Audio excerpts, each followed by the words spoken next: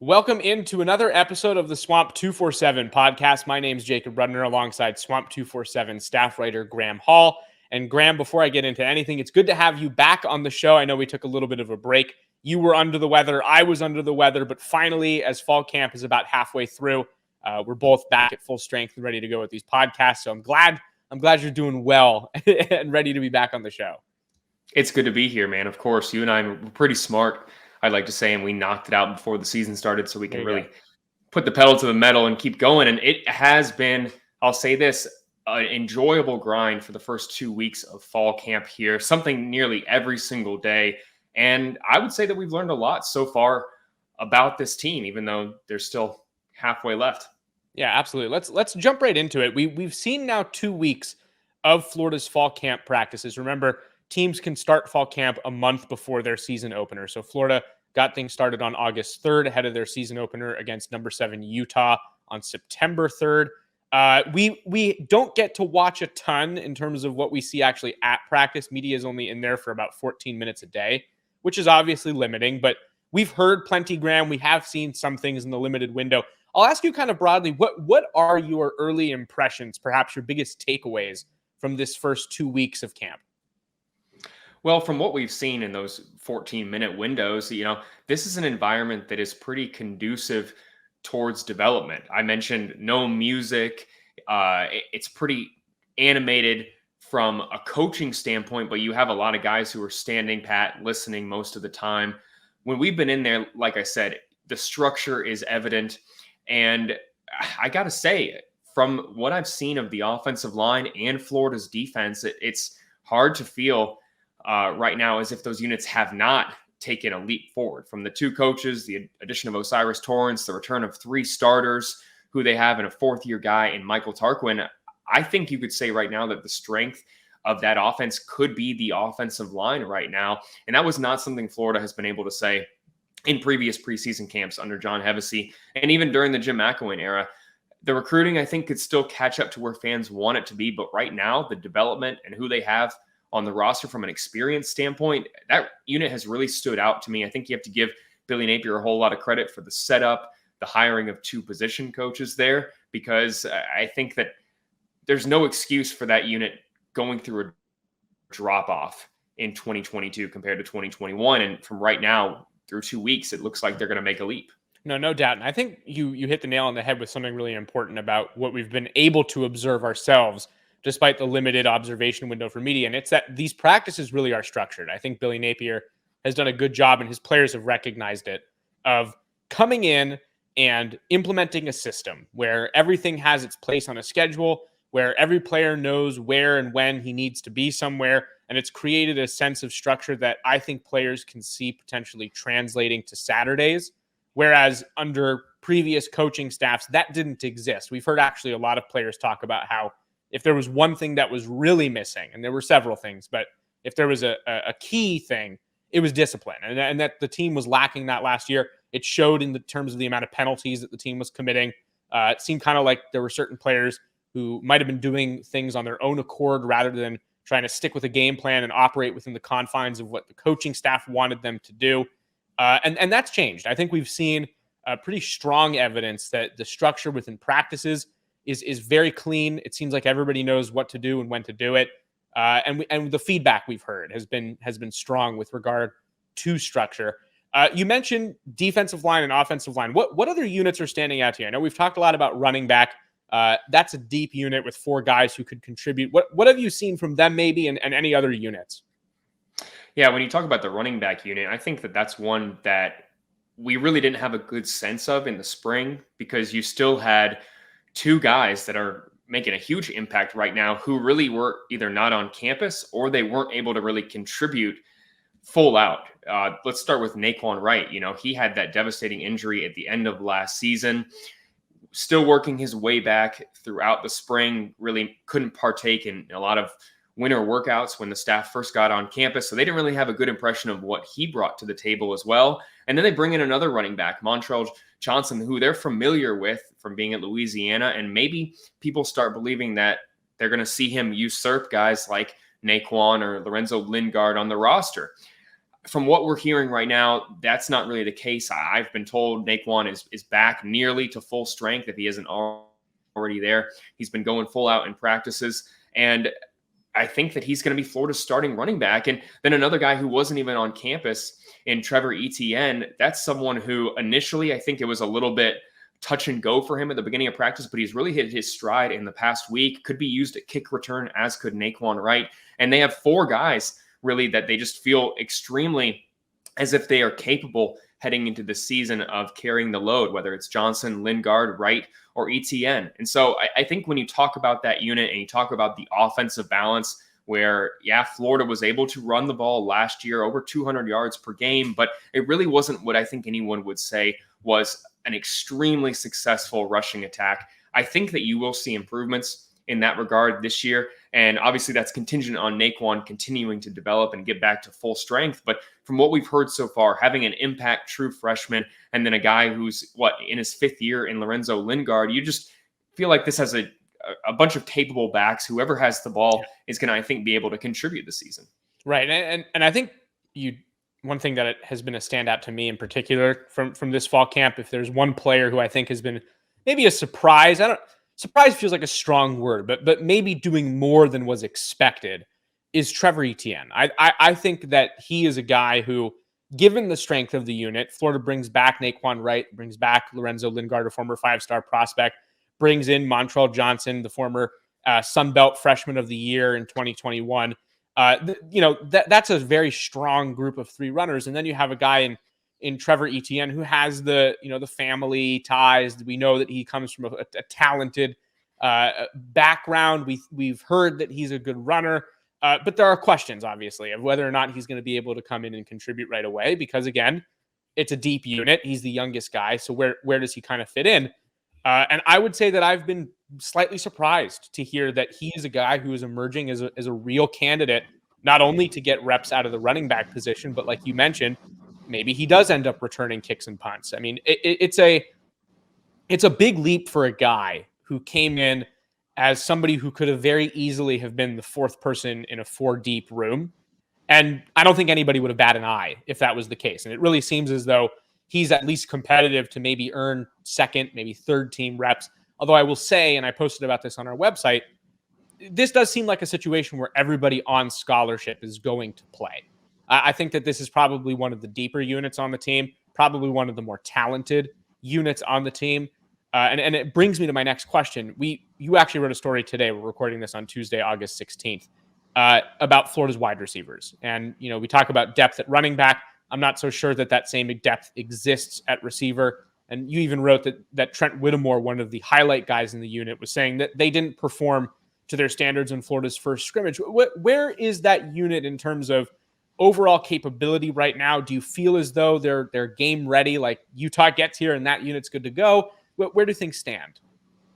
I think the take right now is actually that it's hard to get a sense of how good that unit is. I think it'd be a little unfair to come out here and say, hey, just because they didn't have an amazing scrimmage, that unit's not going to be great this season.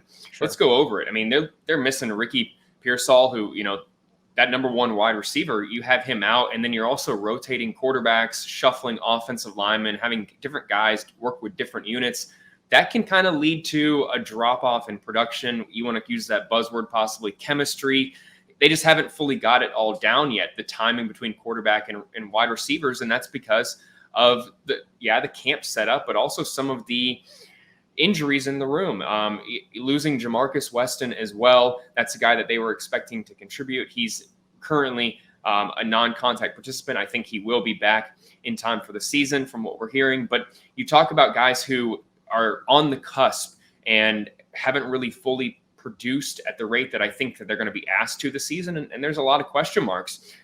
Let's start with Trent Whittemore. I mean, that's a guy who had devastating injuries in back-to-back years. Last year, they thought he almost broke his ankle. I think it was in that LSU game. And in the season before, he had a punctured lung and a broken rib. Really has not been able to amass more than 20 receptions in a season. And they're looking to count on him for more this year.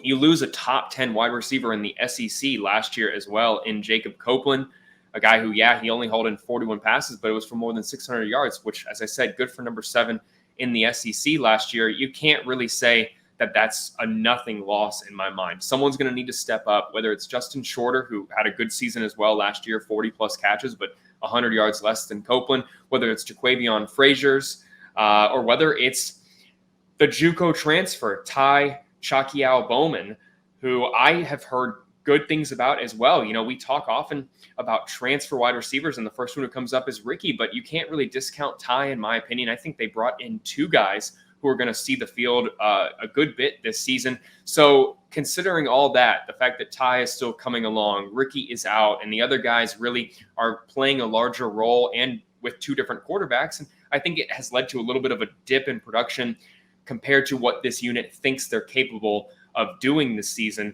on the field. And so I don't want to come out here and say, hey, I don't think that they're going to have capable wide receivers this year. It's going to be a weak passing attack, because I don't really get that sense.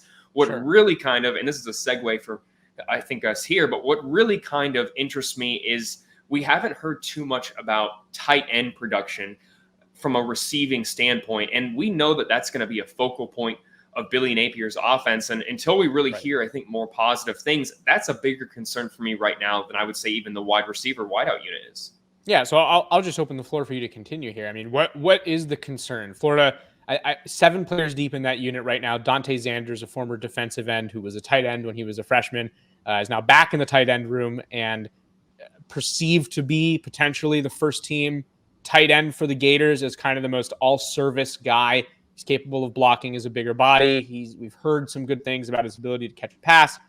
Keon Zipper is another guy who returns, but kind of profiles more as a blocking tight end. What is it that either worries you or is encouraging about this unit? Where is it at? Yeah, the use of 12-man makes me think that Dante and Keon could see the field this year. Absolutely. At the same time, I don't get a sense. It's kind of similar to Trevor Etienne. I don't get a sense that the freshmen would be capable of contributing at a high rate. And a lot of it comes down to just where they would be as freshmen, especially from a blocking standpoint. You have guys coming back from injury and Nick Elksness and Jonathan Odom. And then you have two senior guys in Dante Zanders and Keon Zipper. I would think that the latter group, the more experienced group, is just going to get on the field more just based on where they're at physically, their knowledge of the system, and the familiarity with the personnel within the building. I think that Dante Sanders is kind of a saving grace. I think if they didn't convince him to come back, leave the transfer portal, and buy back into the staff, they'd be in a much worse spot right now, because they added 3 freshmen. 1 didn't arrive on campus. Keon clearly is not what they are looking for at the position here. So I think, I'm with you. Dante right now has the best case to be in the best position to be the number 1 tight end this season. And that was not the case 8 months ago. Sure. So it's a very interesting position. How good they can be in the receiving standpoint, I think, will be up to Zanders. He was an impactful player in the orange and blue game from a receiving standpoint. I believe he hauled in 5 receptions. He did. I think that he gives you your best chance to contribute on the field from a production standpoint. Who plays alongside him? Who else is able to contribute in the rotation? That's an interesting question moving forward. I think Florida has to answer. Yeah, absolutely. And I would say also one thing to keep in mind is that Billy Napier has shown a tendency in the past to like to lean on his tight ends. He used plenty of 12 personnel groupings, which for those of you who don't know is 1 running back and 2 tight ends at a time. He did that a lot at Louisiana, and William Peagler, Florida's tight ends coach, had said in the spring that he wouldn't be surprised to see the team going into 12 personnel formations up to 40% of the time. So it does sound like Florida is keen on using the unit as much as possible. I do think that you bring up a valid question, though, and who is it that's going to contribute enough that's going to allow them to be able to use these heavier packages where they bring in multiple tight ends at a time? But it's certainly something that we'll have to keep an eye on. And my next question for you is, we've talked about the strength of Florida's receiving game, whether that's, the wide receivers performing in practices and scrimmages, whether that's the tight ends performing in practices and scrimmages.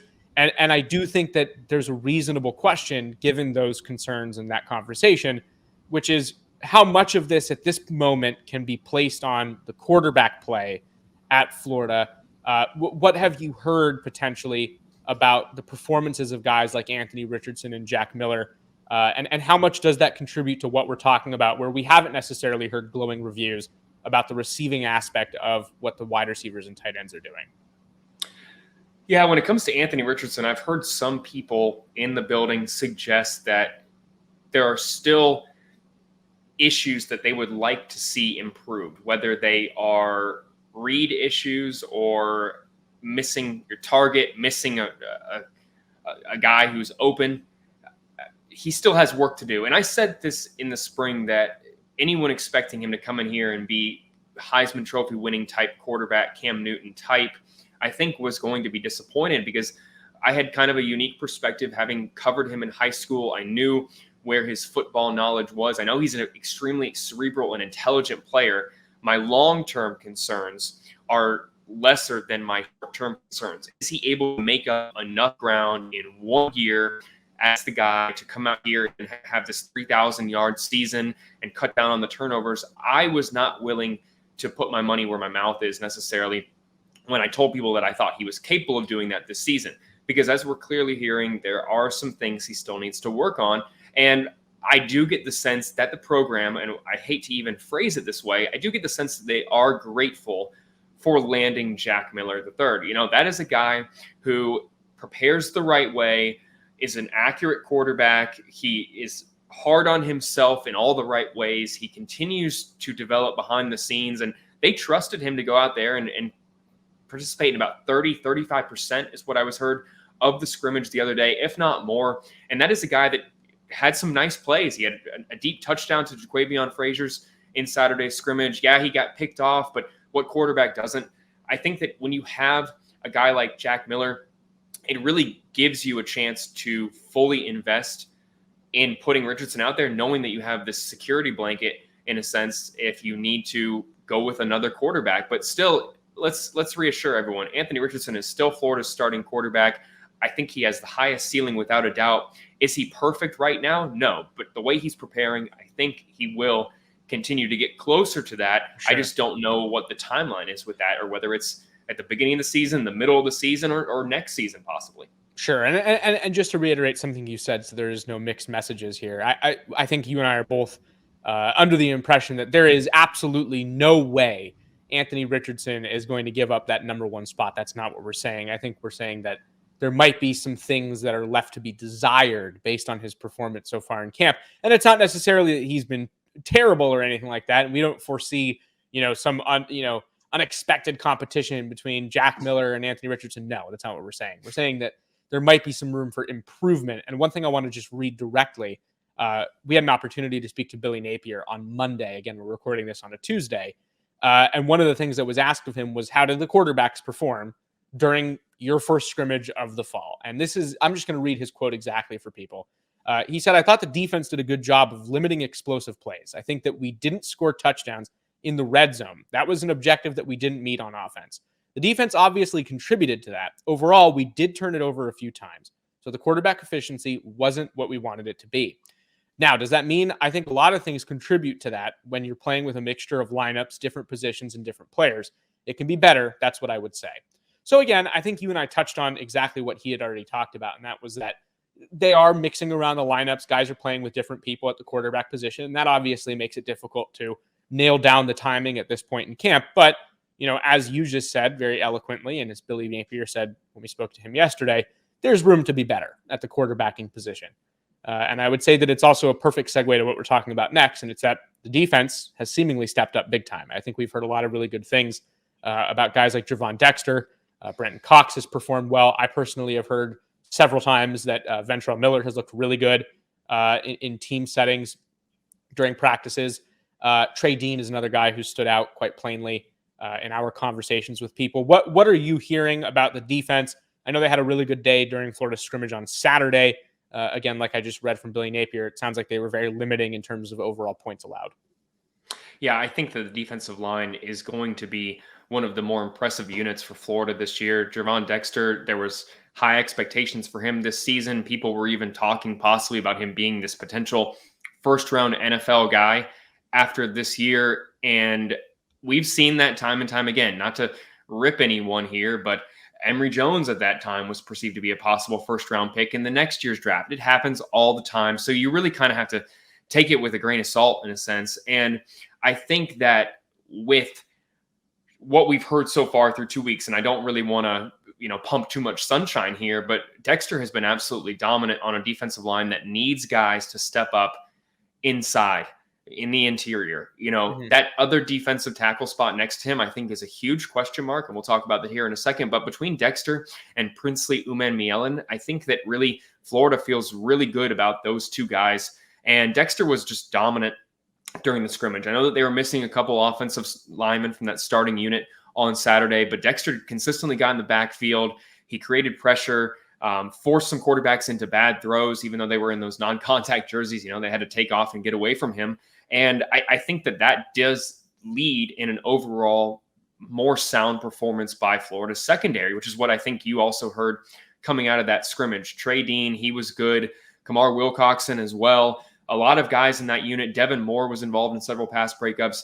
This is a unit right now that I think is going to be one of Florida's strengths. And we've written about the scheme, the usage of 5 defensive backs in this system. And then you talk about the involvement of Patrick Toney.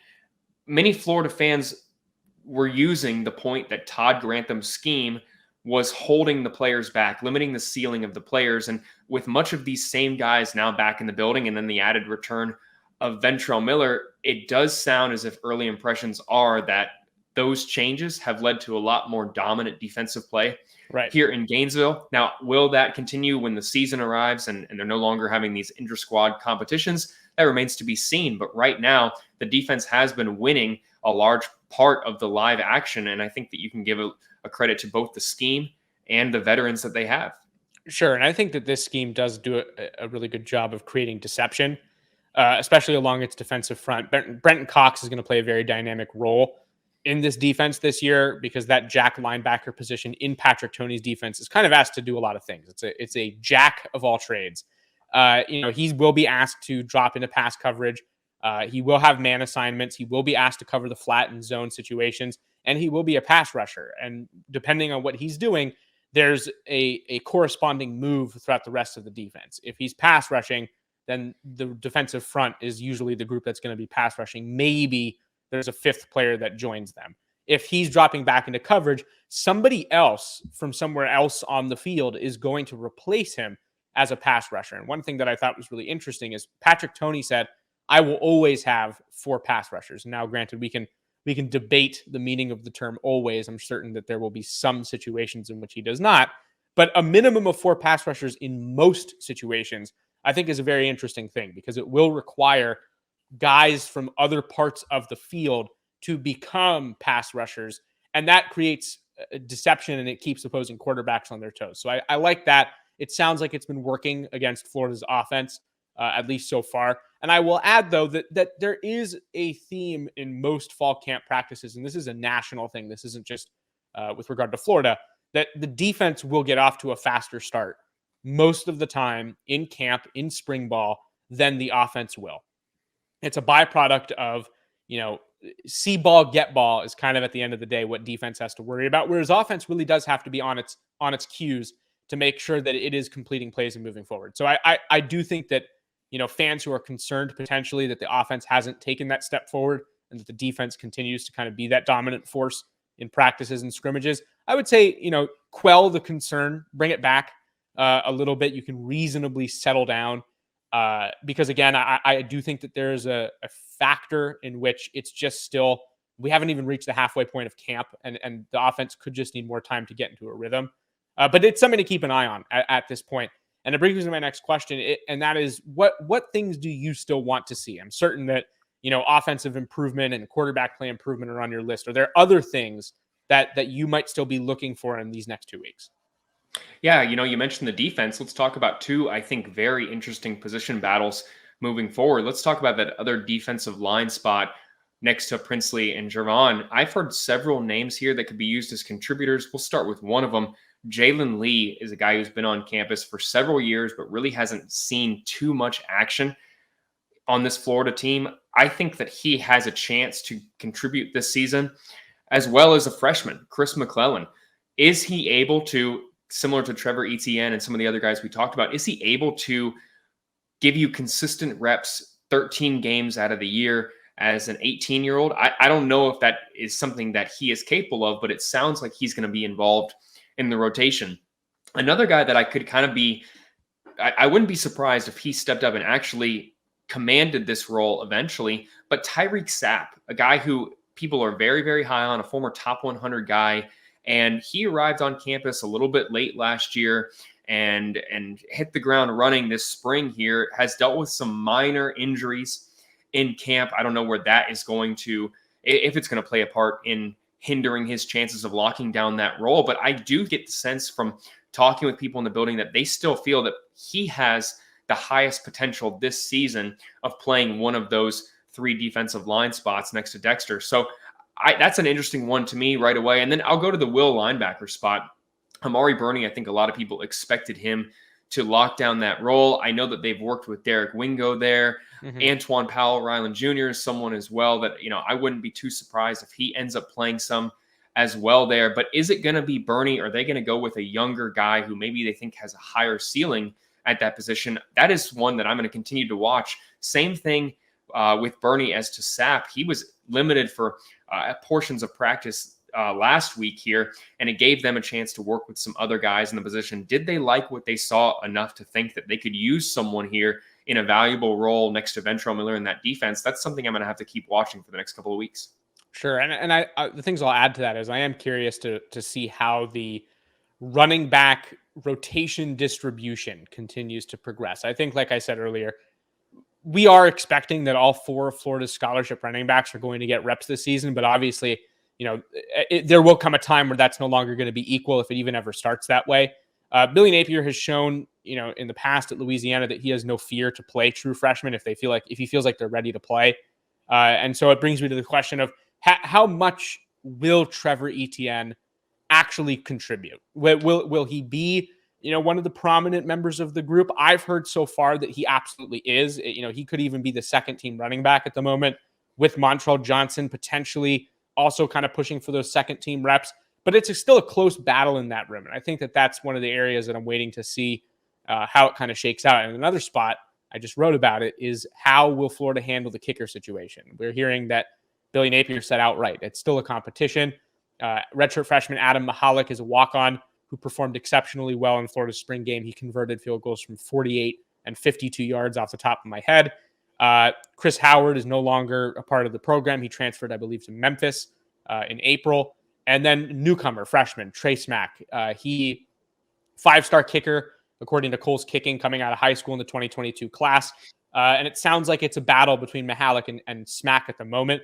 And again, I think that, some people will hear that and laugh and go, wow, is that really one of your biggest questions as we get into the final 2 weeks of camp?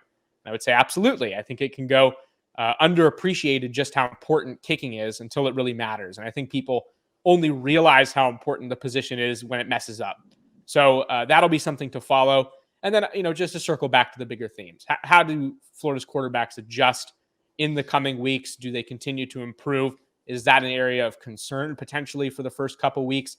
We know Utah plays an extremely disciplined brand of football, especially on the defensive side. So Florida will really have to be on its game if it hopes to come out with a win against the number 7 team in the country. And then I'll just, your defensive questions were big things that I'll be keeping an eye on too.